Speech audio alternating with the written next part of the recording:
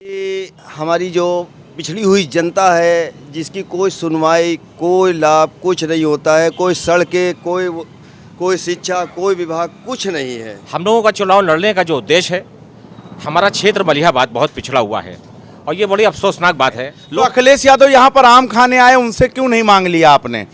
सिर्फ आम ही खिलाने तक है क्या सारा मामला? लेकिन ये जिम्मेदारी उनकी बनती थी कि मलिहाबाद में कम से कम एक डिग्री कॉलेज बनाने का काम करते। ये उनकी जिम्मेदारी थी ना कि ये पिछड़ेपन का कारण ये वही लोग हैं जो सत्ता में रहने के बाद में मलाई भी खाई, लेकिन इस क्षेत्र को पिछड़ेपन के लिए मजबूर कर दिया पीछे ढकेलने के लिए। सिर्फ मात्र टिकट हासिल करने के लिए ये गए हैं बहुजन समाज पार्टी में, क्योंकि समाजवादी पार्टी में जिस तरह से इन्होंने बिखराव किया, जिस तरह से कार्यकर्ताओं को तोड़ने का काम किया, समाजवादी पार्टी के लिए बिल्कुल जमीनी स्तर पर हट जाने का काम किया। शिक्षा के क्षेत्र में कितना पिछड़े हुए हैं जहां देश तरक्की कर रहा है। तो अगर भाजपा के लोग लुटेरा कह रहे हैं तो वही एक परिवार रहा है, तो लुटेरे वो हो सकते हैं। हम लोग तो अभी जनता के बीच में।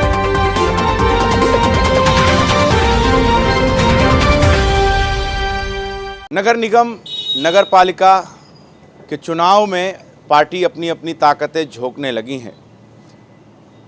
सलाम नमस्कार, मैं मोहम्मद सैफ। इस वक्त मैं मौजूद हूं मलिहाबाद, ज़िला लखनऊ में। ये चेहरे आप देख सकते हैं हमारे सामने मौजूद हैं। राशिद अहमद अंसारी यहाँ से उम्मीदवार हैं और जिसान वली जो है चुनाव लड़ा रहे हैं। अब ये देखना होगा कि मलिहाबाद का तकदीर किसके और करवट बदलने वाली है। तो हम सबसे पहले आप ही से जान लेते हैं, क्या प्लानिंग करके आप मैदान में उतर रहे हैं? देखिए, सबसे पहले मैं धन्यवाद दूंगा कि आपने वक्त निकाला और आप मलिहाबाद आए। मैं पिछली बार 2017 में नगर पंचायत का चुनाव लड़ा था और संभवतः इस बार भी मेरी बहुत तैयारी थी, लेकिन आरक्षण आने के बाद में थोड़ी सी मायूसी हुई, लेकिन खुशी भी कहीं हुई कि जब से मुल्क आज़ाद हुआ तब से सीट ये सामान्य थी। अब बैकवर्ड समाज को भी मौका मिला है प्रतिनिधित्व करने का, तो मेरे प्रत्याशी के रूप में मेरे रशीद अहमद अंसारी साहब हैं, जिनको मैं लड़ा रहा हूँ। मेरी पूरी ताकत, मेरी पूरी टीम, हम लोग इनके साथ में हैं।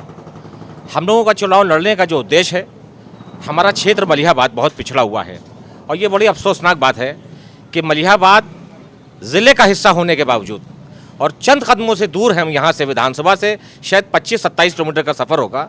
आप जानकर बड़े हैरत होंगे सैफी साहब कि मलिहाबाद ब्लॉक में आज भी एक डिग्री कॉलेज नहीं है। शिक्षा के क्षेत्र में कितना पिछड़े हुए हैं जहाँ देश तरक्की कर रहा है। तो अखिलेश यादव यहाँ पर आम खाने आए, उनसे क्यों नहीं मांग लिया आपने? सिर्फ आम ही खिलाने तक है क्या सारा मामला? देखिए, इसमें राष्ट्रीय अध्यक्ष जी की कोई गलती नहीं है। मैं इसमें सीधे सीधे आपने राष्ट्रीय अध्यक्ष जी को इन्वॉल्व कर लिया, उनकी तो बात भी नहीं हो रही थी। जो सत्ता में रहे हैं और जिन्होंने सत्ता में रह के मलाई खाने का भी काम किया है और यहाँ पर रह के चुनाव भी लड़े हैं और सत्ता में रहने के बाद राष्ट्रीय अध्यक्ष के करीब में जाके फोटो भी खिंचवाया है या और अन्य लाभ लिया है, पदों पे मंत्री भी रहे हैं, मैं नाम नहीं लूंगा, लेकिन खुलकर तो आपने बोल ही दिया है। टारगेट तो वो समझदार है, वो समझ गए हैं। इसीलिए कह रहा हूं कि जनता जनार्दन है, जनता सब जानती है और फिर आपके बीच में वही लोग आने जा रहे हैं। ये पिछड़ेपन का कारण ये वही लोग हैं जो सत्ता में रहने के बाद में मलाई भी खाई, लेकिन इस क्षेत्र को पिछड़ेपन के लिए मजबूर कर दिया पीछे ढकेलने के लिए। आज चूंकि हमारी सीट इस बार बैकवर्ड है, तो हमें जाहिर है बैकवर्ड समाज से हम लोग समान छड़ी चाहते हैं। तो बैकवर्ड समाज से रशीद साहब बहुत अच्छे प्रत्याशी के रूप में हैं। मैंने यहाँ पर एक बैठक की थी, आम बैठक करी थी, चौधराने में करी थी, वो मैं आपको उसकी वीडियोस भी दे सकता हूँ। वहाँ पर अक्सरियत में लोगों ने, बड़ी तादाद में लोगों ने शिरकत करी, सर समाज के लोग आए। मैंने लोगों से कहा कि मेरा कोई प्रत्याशी नहीं है, ना मैं किसी को लड़ाना चाहता हूँ, मैं अपने पॉकेट के इस रुमाल को अपनी जेब में नहीं रखना चाहता। मैं आपके बीच से बैकवर्ड पहली बार हुई है, आप बताओ कौन लड़ेगा? तो कम से कम मुझे लगता है 50 से 60 लोगों ने रशीद अहमद अंसारी का नाम लिया। तब जब उन लोगों ने लिया तो मैंने अपनी सहमति रख के रशीद को यहाँ का प्रत्याशी बनाया है और पार्टी से मैंने इनका आवेदन भी कर दिया है और मैं निवेदन भी करूंगा राष्ट्रीय अध्यक्ष जी से कि रशीद अंसारी को टिकट दीजिए और निश्चित रूप से हम लोग यहाँ जीतेंगे। रशीद अहमद अंसारी, क्या मुद्दा लेकर उतरेंगे आप, क्योंकि अब तो लड़ाई है आपके सामने? मुद्दा मेरा ये रहेगा कि हमारी जो पिछड़ी हुई जनता है, जिसकी कोई सुनवाई, कोई लाभ कुछ नहीं होता है, कोई सड़कें, कोई शिक्षा, कोई विभाग कुछ नहीं है। तो पब्लिक ने जो हमको उतारा है, अपने भरोसे के ऊपर उतारा है कि हमारे बीच में रह के, अभी हम कई साल से लगे हुए हैं, लोगों का काम करते हैं, लोग हमसे जुड़े हुए हैं, वो किसी विभाग से हो, किसी मज़हब से हो, हमें मज़हब से नहीं, इंसानियत का हमने मुद्दा रखा और लोगों का काम करवाने का काम किया। सत्ता आपके सामने होगी, सत्ता मेरे पास में होगी, उनके सारे काम होंगे। नहीं, सत्ता के लोग आपके सामने होंगे। कैसे लड़ेंगे, किस तरीके से लड़ेंगे?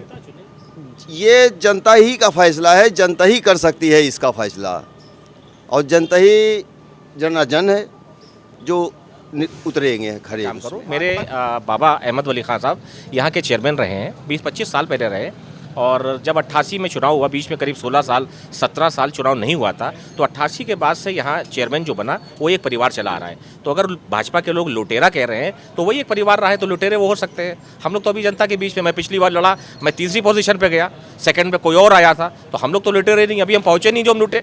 तो हमारी लूटने की तो कोई उनका मुराद समाजवादी है, उनका कहने का टारगेट समाजवादी है कि समाजवादी के लोग ही तो हैं, कोई अलग से कोई थोड़ी आया है।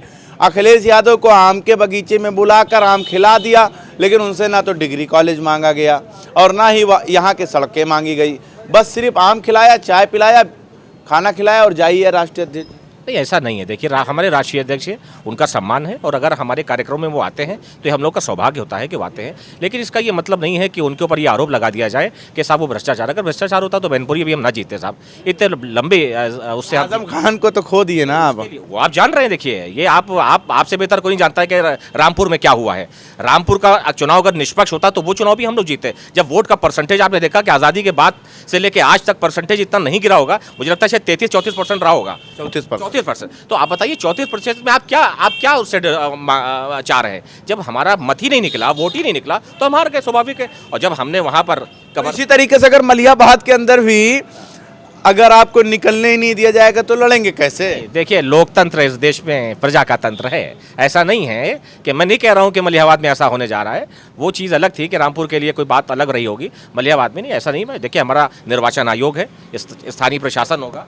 निर्वाचन आयोग तो रामपुर में भी मौजूद था। नहीं, वो विधानसभा का चुनाव था। देखिए, ये स्थानीय निकाय का चुनाव है, पूरे उत्तर प्रदेश में हो रहा है। ये नगर पंचायत का चुनाव है। इतना ज़्यादा उसके लिए बहुत, मैं ये नहीं कहूँगा कि यहाँ पर पुलिस प्रशासन के दबाव में हम लोगों को पर्चे नहीं भरने दिए जाएंगे या आम जनता को वोट नहीं डालने दिया जाएगा, ऐसा कुछ नहीं है। निष्पक्ष चुनाव होगा। अब पहले भी होता, क्योंकि आप जान रहे हैं कि 2017 में सरकार बनने के बाद चुनाव हुआ था, तभी हमारे वहाँ। चलिए, सीधे सीधे आप ये बताइए कि आवाम के लिए क्या आप लॉन्च करने वाले हैं, क्या कहने वाले हैं, क्या देने वाले हैं? मैं मलिहाबाद की सम्मानित नगर पंचायत के सम्मानित जनता से अनुरोध करना चाहता हूं। एक लंबे अरसे से एक परिवार आपके बीच में रहा है, जीता रहा है। उनकी मानसिकता, उनकी भावनाएं, काम करने का तरीका, उनकी कार्यशैली आप जान गए। परिवर्तन होने जा रहा है, लेकिन निश्चित रूप से परिवर्तन सही दिशा में कीजिएगा। ऐसा ना हो कि आसमान से गिरे बबूल में अटके, क्योंकि मैं, आप जानते हैं, ज़ीशान वली को आप अच्छी तरीके से जानते हैं। चुनाव होने के बाद आपको अगर यहाँ पर को मलिहाबाद में कोई मिलेगा तो सिर्फ ज़ीशान वली मिलेंगे और रशीद साहब मिलेंगे। तो आपके लिए, आपका संघर्ष करने वाला व्यक्ति मैं और रशीद अंसारी और पूरी टीम हमारी, हम सब आपके बीच में रहेंगे। लिहाजा अनुरोध करेंगे कि सबसे पहले तो अभी हमारा टिकट नहीं हुआ है, मैं भी कह नहीं सकता कि आप हमें वोट दीजिएगा। राष्ट्रीय अध्यक्ष जी, हमारी पार्टी अभी निर्णय लेगी, जो निर्णय लेगी वो निर्णय स्वीकार होगा। और अगर टिकट हमको आता है तो हम लोगों को ज़्यादा से ज़्यादा अपना अमूल्य वोट देकर, बिना किसी डर के, बिना किसी भय के, निष्पक्ष होकर वोट कीजिएगा। कोई आपको कुछ परेशान नहीं कर सकता, न डरा सकता है। यहाँ पर हमारा स्थानीय प्रशासन भी है। वोट हमें कीजिए, हम जीतेंगे। और आपके लिए, जैसे 10 साल से हम आपके लिए काम करते आए हैं, और जो ताकत मिलने के बाद में या कुर्सी मिलने के बाद में जो काम हो सकते हैं, वो हम लोग करने का काम करेंगे। तो ये हमारे साथ ज़ीशान वली थे मलिहाबाद से, और जो समाजवादी पार्टी की तरफ से चुनाव लड़ने के लिए मैदान में उतरे हैं वो रशीद अहमद अंसारी हैं। ज़ीशान वली ने जो आरोप लगाए हैं यहाँ के लोगों पर, स्थानीय लोगों पर, वो आपने सुना भी होगा कि किस तरीके से ये भड़के हुए थे मौजूदा चेयरमैन पर। इनका साफ कहना है कि सिर्फ और सिर्फ टिकट के चलते जो है वो पार्टी को छोड़कर भागे हैं।